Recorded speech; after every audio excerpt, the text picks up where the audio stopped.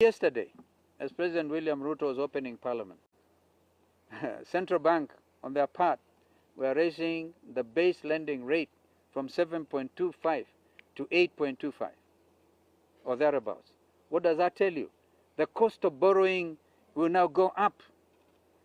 It is the middle class in this country and the hard-working business people who have made this country move towards Vision 2030 objectives of a middle-income country. But now if we kill that spirit by Kenyans not being able to borrow, I think that the consequences will be amazing in a negative sense. Now, we also question how this fertilizer was procured, when it was procured, and where it was sourced from.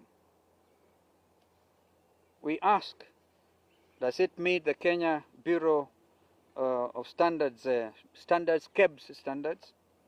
This administration must therefore make public, because one thing we have done as a country is to open up this country. And the basic rights of Kenyans, the right to life, there's one thing that nobody can take away from Kenyans, is the basic rights. Therefore, the right to know is important. This administration, therefore, should make public the procurement process of this fertilizer subsidy. We have directed our MPs, a lot of whom, as you can see, at very short notice, managed to come to the command center.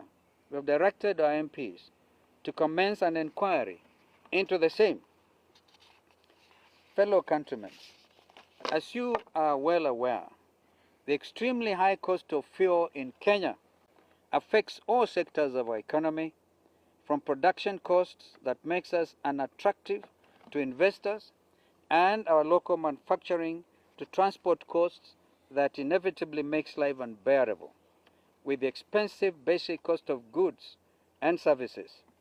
This is happening at a time when the global price of a barrel of oil is on the decline, down from US dollars 20 per barrel, 80 per barrel, from a high of US dollars 120. We therefore expect this administration to honor their campaign promise of lowering fuel prices and, in addition, revise the punitive tax levies on the cost of fuel. The Ruto administration's initiative of utilizing savings for development instead of borrowing is another camouflaged promissory note. To realize the 300 billion shillings from this year's budget is extremely ambitious. We wish to propose austerity measures such as the restructuring of the national debt and the recovering of public funds looted from 2013 to date. On the 27th September, the Ruto administration unveiled their choices of cabinet secretaries. Of the total number, only 7 women were named, contrary to the campaign promise of a 50-50 cabinet. I hear there was an MOU to name from the clergy, members of the clergy, CS for religious affairs. It could be another breach of an MOU. Moreover, the selection of cabinet secretaries, some of whom have amazingly active criminal cases, is unquestionable. What are you asking our parliamentarians to do? Honestly, to go into the committees, compromise them with money here and money here, and actually approve people with criminal cases. If I was William Ruto, I would withdraw some of this immediately to avoid national shame and even international shame. This was not procedurally done on the basis of competencies and personal integrity. We shall direct our MPs to withhold approval of those who do not meet the Chapter 6 threshold of our Constitution.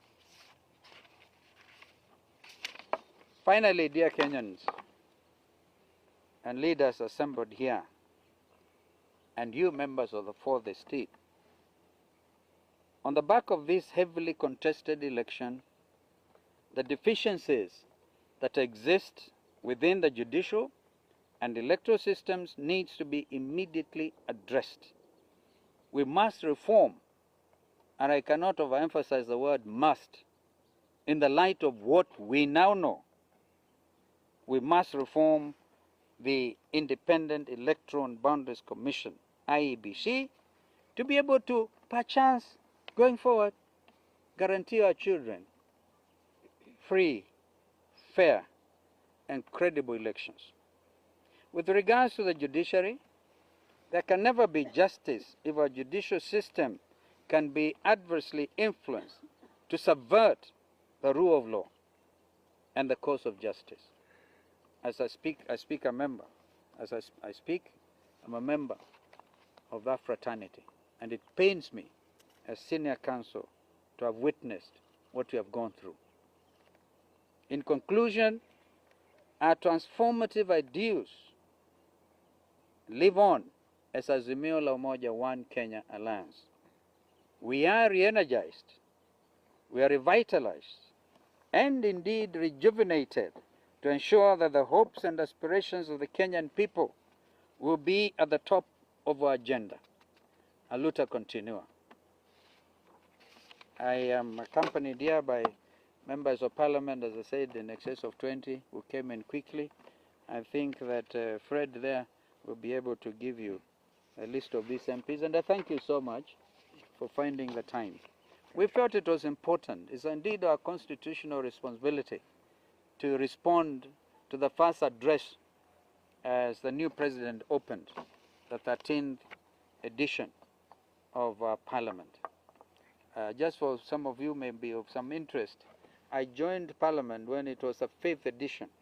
So I lived through the 5th edition, the 6th edition, the 7th edition, the 8th edition, the 9th edition, wow, the 10th edition. So if you want to know how to win elections, please talk to me. All of you. Thank you. Thank you so much. Thank you, guys. Asanteni. Thank you. Thank you. I noticed you had this word. Your number.